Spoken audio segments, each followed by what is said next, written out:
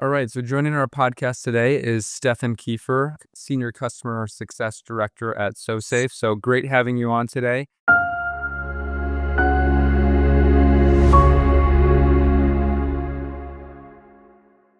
I really appreciate you joining and excited to talk about the customer success side of things today with you. Thank you so much for having me. Of course. So just to start off here, I like to ask a little bit more about the team that you manage currently. Obviously, it's on the customer success side of things, so it's going to be a little bit different than some other guests on the support and professional services side. So just want to kick things off, and you can dive into your day-to-day role, the teams that you manage, and obviously you guys have some remote teams as well. So would love to just dig into that quick before we start in. Sure. So let me take a little trip down memory lane. When I started, the whole customer success org was a lot smaller than it is right now. My team, the customer success team back then, was 6 CSMs. Now my team alone is 57 people.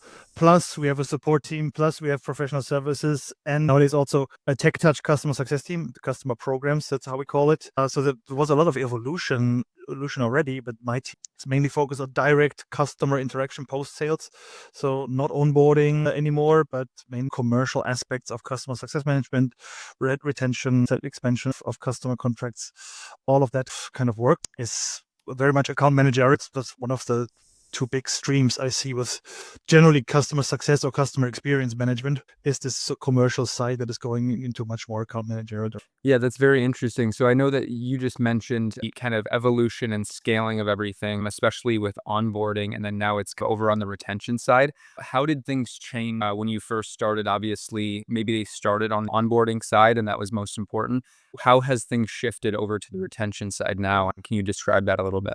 It started right before I came on board, very much in the beginning, and I think it's this natural evolution when first the startup develops this customer success function, is that all of those post-sales tasks, these responsibilities, onboarding, implementation, support, retention, all of that is comprised this one big role, customer success. And then it's over time, it starts branching out, starts differentiating or specializing. It's also right before I joined, when two roles were coming out of the success manager role, which was the implementation manager and the real customer success manager. That was the first big evolution, the first big change that we've seen, where back then we split up the customer experience into this more project-driven onboarding phase, where you as a customer would have an implementation manager that is just driving you through technical setup of the solution, plus a customer success manager that will then, with a warm handshake, take over the whole responsibility of the relationship management and value delivery through the remainder of the contract. So I guess my question there, and that's very interesting, but I guess my question is, so when it started out, it's scaled to, you said roughly 57 now. Is there a separate team that kind of handles that onboarding now when you guys are over on the retention side? Yes, there is still the implementation team that is still there, and still we work in tandem with them, directly in parallel, at least for the first few weeks of a customer engagement.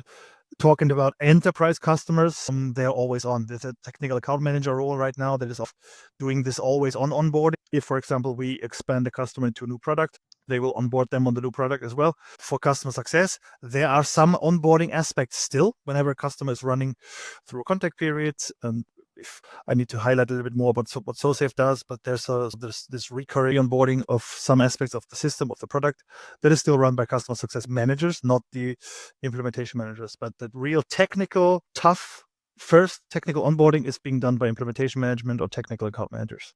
Yeah, that makes sense. And I think so many companies that I talk to are in all different places with their customer success and the direction that they're going. Obviously, when they're scaling, things look a little bit different. One thing that I have covered a lot is customer success teams. Some of them will handle customer segments the same way. So no matter if they are a brand new, smaller customer or an enterprise customer, they're handling those the exact same way. How has things shifted for you as you've grown, with handling smaller customers versus your enterprise? Very much depends a bit on the customer maturity or the expectation that you see from coming from the customer. An enterprise customer can, with our system, basically have the same level of effort or onboarding experience that the smaller customer would have, depending on what their goals are. That's The interesting part that what keeps me always motivated to stay in customer success or CX is exactly that. So this versatility that you always need to adapt to whatever customer you have in front of you, and that determines the level of engagement, the level of difficulty you have in setting them up and working with them. And that's the sort of the crucial question that you need to answer, and that determines everything that comes after. But yeah, how has it changed? Nowadays we have these enterprise customer playbooks. We have different levels of, automation is a little bit too early, especially with the implementation of AI. This will come in a lot more in the coming months and years. That is different from what it used to be. Our customer programs team, for example, our tech touch team is not managing customers in a one-to-one fashion anymore. It's one-to-many. So they're not actually calling customers or jumping onto meetings or going onto on-site customer meetings with them, but doing this mainly in a programmatic way, trying to cover as much ground in onboarding, in implementation, with a programmatic approach, with playbooks, with onboarding videos, etc. That has dramatically changed. I think that's very interesting, and I almost can see some kind of similarities here in the way that AI and automation, obviously they're a little bit different there, but that they help smaller or maybe newer customers, just like they would maybe help smaller or tier one tickets for customer support. Do you see kind of automation helping a lot of these or automation or AI helping these customers that are new and smaller versus having a human touch? Or do you think there's always going to be a human touch there to help those newer, smaller customers? No, so I totally agree. And from my perspective as a CS leader or revenue leader, I want to be able to distinguish between these segments, right? So I want to be able to fully automate customer engagement, customer interaction for my long tail customers, so that for both of us, customer and company, it still makes sense to have them. Otherwise, if I have to put a lot of effort into these smaller customers, at what point does profitability become a question? All that kind of segment. Therefore, full automation, especially on the support side, is also my first line of defense. I want to protect my resources that are near and dear to me, that I want to apply to customers that are, I'm not saying more valuable from a personal perspective, but have get a yield in terms of AR or of revenue growth, and not just assign them to any customer that's asking. They're fully automating our long tail customers would be great. It's a super nice evolution. And if you look at, or again, my perspective on it, there's going to be 3 segments: customer success, fully automated tech touch. Everything can be still, and with AI getting better and better, the customer experience will still be great. Can be handled in a very, very technical or very automated way. Then this mid-tier segment, I always talked about pooled customer success management, where there's a bunch of people still directly interacting with customers, but in a semi-automated way. And then there will always be the need, at least in my view, for a personal touch. These enterprise customers with really complex customer situations, complex structures with a high product need and even consultative approach. That's where the tech touch doesn't work, and we need this human interaction. But even then, AI will be super handy with all of the quality of life improvements that AI can bring. So summarizing notes, summarizing calls, or providing me with data from research, what is going on with my customers, how are stakeholders changing on my customers. All of those kind of use cases that are already there today will be even more important if you double down on enterprise customer segments. But still, the human touch will be necessary. Yeah, and I agree 100% with that. And I think that kind of was leading me into our next question that maybe I should have actually started out with first.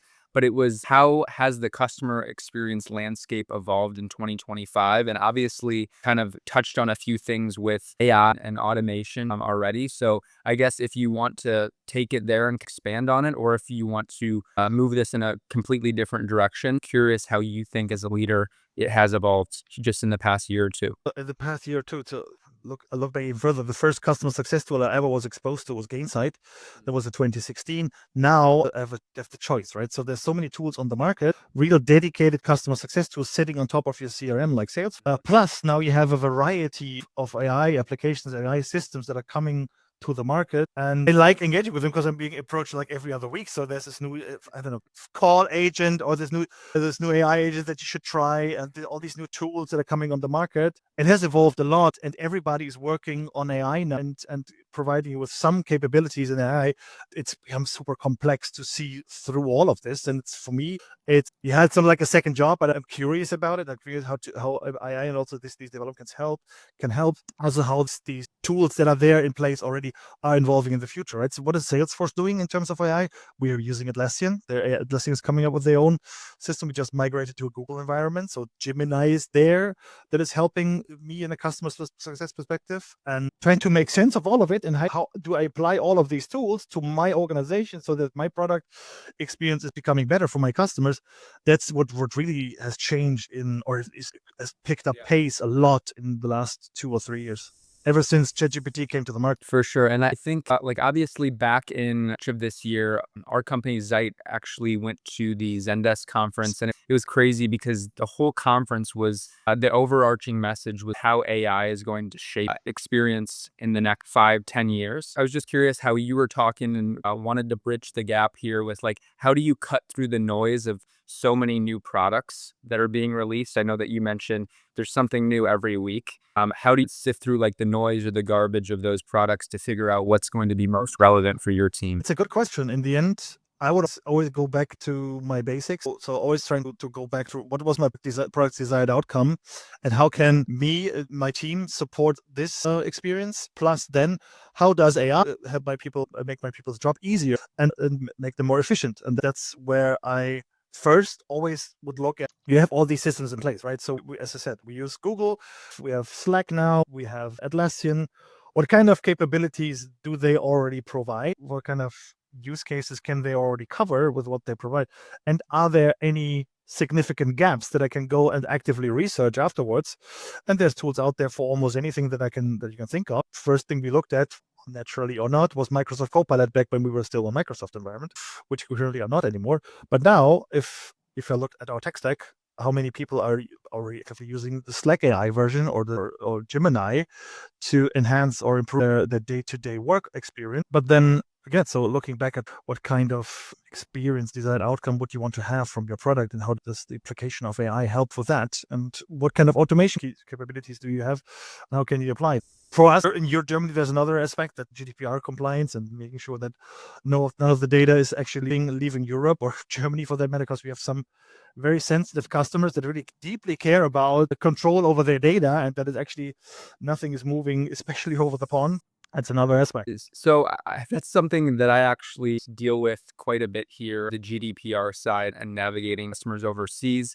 Could you maybe dig into that a little bit before we move on here to my next question, just about, is there any challenges on your side that you see there? Or actually, this is a good segue into this question. I was going to ask, what's one major challenge that most CX leaders aren't prepared for yet? But I was just wanted to ask a pre-question here of, is there any challenges with GDPR and customer success, and what are they? I think in Germany in particular, there are data leaving the European Union or Germany for that matter is always difficult for customers, and there are strict regulations of what kind of access is allowed. So therefore, we always have a challenge that in some way or another can be mitigated by, I don't know, having data center in Europe that's sort of are disconnected from the overall data flow to the US, for example. But yeah, there are particular challenges. Also, we are working in cybersecurity. That means so we have this data processing agreements that every time we add a new sub-processor, we need an updated version. We need to go to all of our customers and say, by the way, we have a new data sub-processor on our list. And some of the customers are really picky and they're really going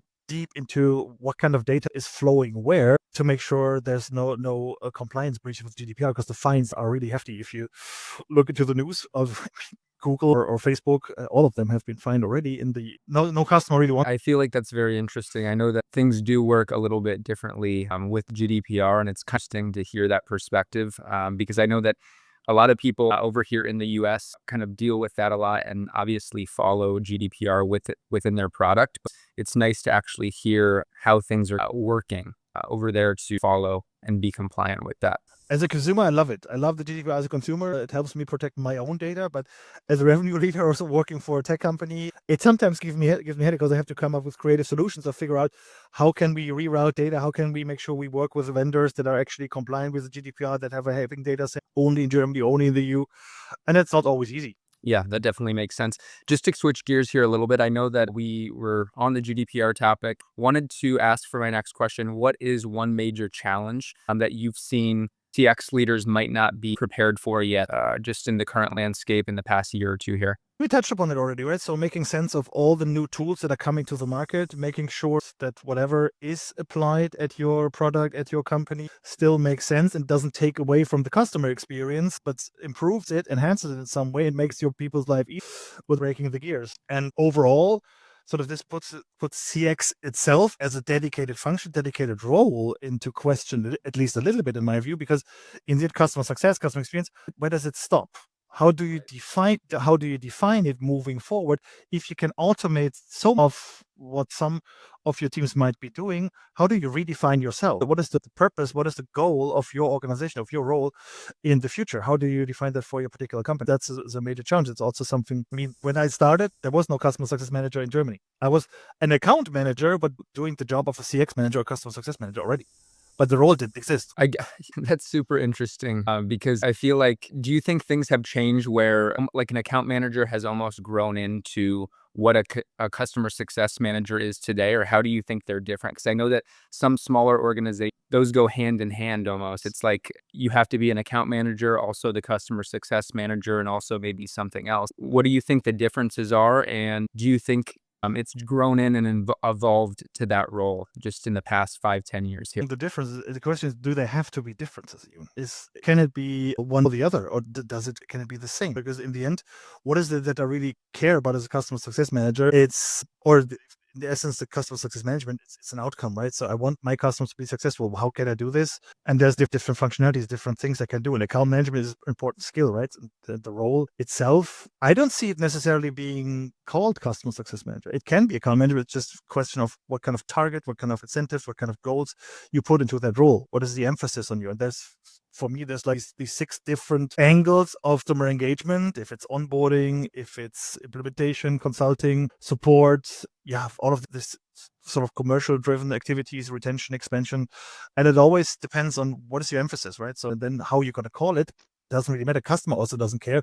If you are called a customer success manager, if you're an account manager, the question is, how do you define yourself? What's your value proposition to the customer? And they don't care about the title. They don't care about anything at all. They care about the outcome. Just more so about outcomes. Obviously, they may, at some point, they may blend together, but it's more so just about the outcome there and creating successful clients or customers. So it's exactly right. So even as a CSM, my goal was just making my customers more successful with the product that I represent, with the company I represent, and that's about it. My title was secondary to me, and it has evolved from customer success management now to more customer experience management. See that there's roles on the market, right? There's VP CX roles now that are, and same for SoSafe, right? Our VP, still called customer success, is overseeing all of it: support, customer success management, customer programs, technical services, technical management. All of those are rolling up into one role, and that's how you're going to call it. If it's CX, if it's CS, doesn't really matter to the customer. No, I 100% agree. Just to switch gears here a little bit, still on the AI side, a question that I wanted to ask here, but what is the most significant way that AI has transformed your customer experience strategy just in the past year here? For the most part still, and that's also hinging on our product and the business we're in, it's giving ideas or opportunities for the future, right? So I'm thinking now in scenarios, how can I evolve the customer success org moving forward in a very long-term scale? These 3 segments I spoke about, this tech touch segment where there's fully automation, then this mid segment with semi-automation, and of course this sort of quality of life improved segment of enterprise customer success gives me ideas, gives me opportunities of how to improve my customer success organization and therefore the customer experience moving forward. So I'm working on a mold that I shape my org or shape the role into moving forward. Once, the dust has settled a bit because there's so many tools right now, and as we already spoke about, right? So making sense of all of it is still a challenge. That gives me ideas of where do I want to go, where do I need to go, is also to be more efficient, to keep up with what the market is demanding. All of those, plus of course using ChatGPT for I don't know, for 2 years now.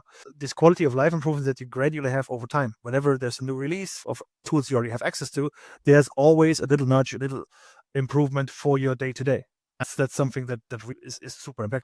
I don't know how many emails I've written with the help of ChatGPT already. I can't even For count sure. anymore. And yeah, I notice myself just using it a little bit more every day. It's almost something that needs to be learned because it's not that I don't think it is useful, but I think it's just getting familiar with it because things are constantly rapidly changing. So that's very interesting. How much do you use ChatGPT like on a weekly basis? Just for question there. I've started using it with my wife already, so it replaced Google for a lot of things. That I'll just type it into the other prompt it because I think the third search is more holistic, and the advice I get is more personalized to what I was actually looking for. Therefore, I'm using it daily now, so it doesn't matter if it's professional or if it's private. There's so many applications. I'm really looking forward to what else it helps. And if you look, it's also the evolution of. I mean, it all started with LLMs, right? So now we're talking about AI workflows. We're talking about the implication of agents, and that's what I'm looking one eye to the future is because I'm a lazy person as a customer success manager. I want this sort of meta interface with one agent that allows me to administrate all of these other systems that I have so that I don't have this breach of system anymore. I don't need to log into Planner. I don't need to log into Salesforce or in my own product. And then Atlassian, I have one agent or one interface that allows me to administrate all of them. That's what I'm really looking for. I haven't found it yet. I have heard from of these AI tools that they're going to build, like Autonomy or Hook of these tools that are out there. All of those. Yeah, and you said so you were using Google search and now you shifted a little bit to using ChatGPT more. Do you think just because I've seen just some recent articles about how a lot of people think AI and especially ChatGPT like take down Google search because it's just been king for so long. What do you think about that? Do you think it is? Oh, I don't think it's gonna be replacing it. No, it's not gonna be replacing it. That Google is too dominant. Google is too much the gorilla in the room, and therefore a good reason. Also, the enhanced experience with AI that you have in Google now is becoming better with Gemini now. Also improving the search engine for Google. Therefore, I don't think it's gonna be replacing it. It's just so they exist to coexist. And there's use cases for both, and people are used to using Google. The term let me Google that for you. It's not there for no reason, and it's not going to be easy. I don't think even it is trying to do that. Yeah. So you think they're at a point now where they're kind of just too big to fail and they can easily adapt if they need to? Why wouldn't they? They have the power, they have the capability, and they could go for it and buy a company that is interesting to them or develop stuff for themselves, which they have shown in the past just to do. And it's perfectly fair game. For sure.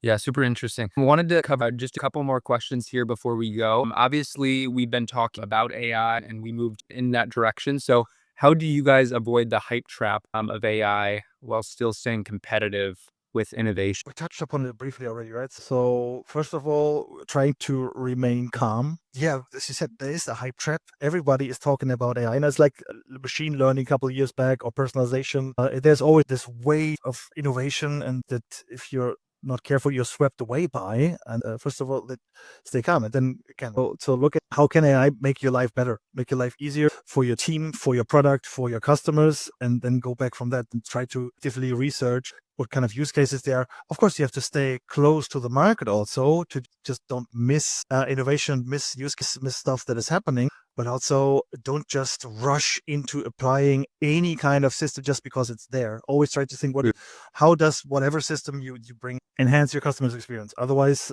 it's with any software. You procure a lot of software, doesn't do magic for you. But still, right now, the human is still the most important thing when it comes to operating those AI systems. They're not working by themselves. They're not completely autonomous, luckily yet. And therefore, you still need to make use of them. And that's one of the things that, of course, whenever you just jump onto a product will come to haunt you eventually. Therefore, my advice always just give it some time. Try to look what's really adapted. Also, there's a lot of CS folks out there being super prominent about what kind of AI applications they already have and try to see if they can adapt them to what your product needs, what your customers need. And then look what kind of systems that is. But you most likely have AI already in your company in some form. If you're on a Google environment, you might have access to Gemini. If you use a Microsoft, there's Copilot. How do these things already help before looking into any new tool?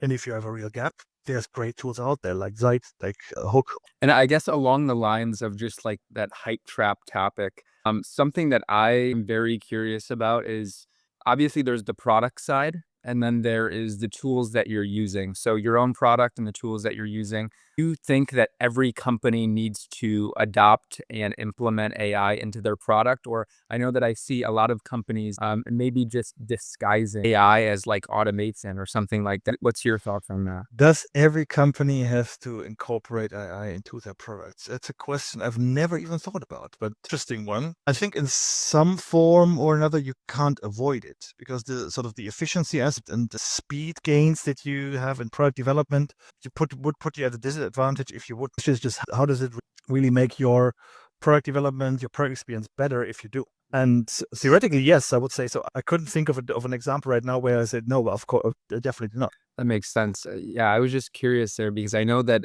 obviously as things evolve, it's going to be, you're almost at a very bad spot if you didn't have AI in your product in some way, because if not, they're going to find another tool that does have it and they're going to save 5x the amount of time.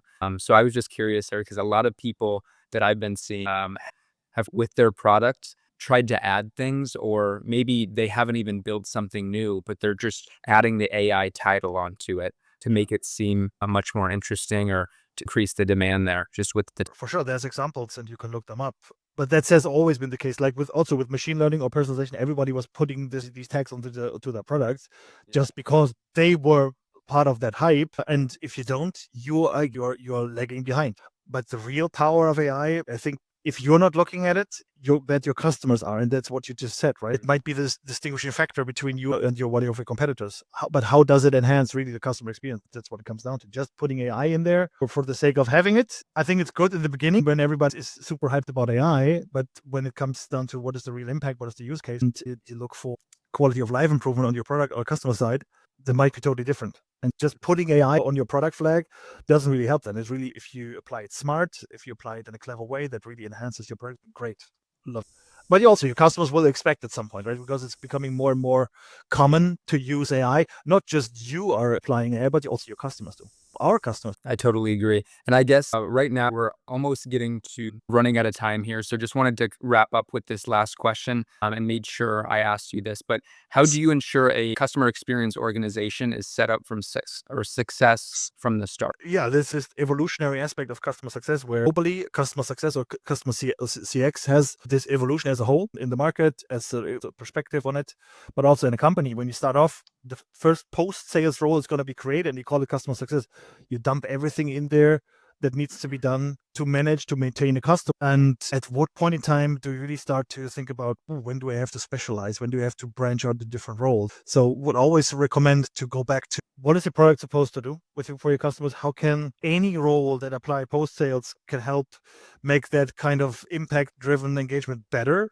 And at what time do I have to differentiate between different roles? When is the critical customer mass reached that I need to actually, or that doesn't allow me to continue in a, I don't know, one-size-fits-all fashion where they have one person that is doing onboarding, that is doing the contract renewal stuff, that is doing upselling, that is doing cross-selling.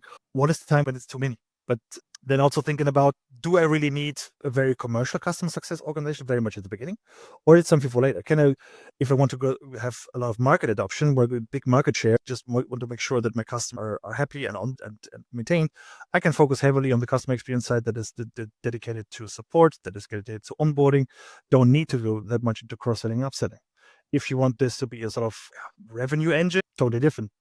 Comes with your product development, comes with the variety of product that you're offering. This is the diversity of product that you're offering, and that's the question, right? So always go back to, what is my goal for my customer success org, and how does it sort of achieve my overall product and sales goals, and then determine how should it look like. At what point in time do I need to make the switch? Do I need to develop a new role? I had the luxury in the past of hiring for a customer advocacy manager that is sort of taking the liaison between marketing and customer success management. So that's all of those decisions. You can plan it out.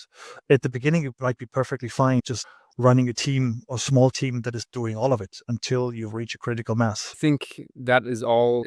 It resonated with me. I think you've brought up a lot of great points today. We are out at time, so just wanted to, before we hop off here, ask if there was anything that you wanted to leave the audience with. And obviously, I had a great time, great insights from you on the show today. But before we go, just wanted to give you a second, and if there's anything that you'd like to cover before we go. That's everything that I would like to cover before we go. I think customer success is here to stay. I've seen some people questioning. I also question myself: is customer success as a dedicated role still necessary? I think it is.